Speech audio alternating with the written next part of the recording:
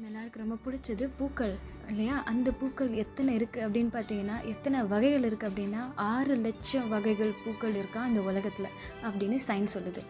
அது மட்டும் இல்லாமல் 8.7 மில்லியன் ஸ்பீஷீஸ் ஆஃப் விலங்கினங்கள் இருக்கான். 8.7 மில்லியன். அப்போ யோசிச்சு பாருங்கள், அவ்வளோ கணக்கில் இப்போ அனிமல்ஸ் இருக்குது. ஆனால் உலகத்தில் மனிதர்கள் எத்தனை ஸ்பீஷஸாக இருக்காங்க அப்படின்னு கேட்டால் எப்படி சொல்ல முடியும்?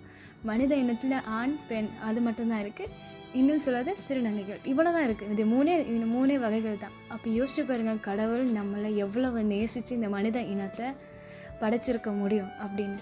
இதில் என்ன விஷயம் அப்படின்னா, நம்மளை உடலாக பார்க்குறது தான் தப்பு.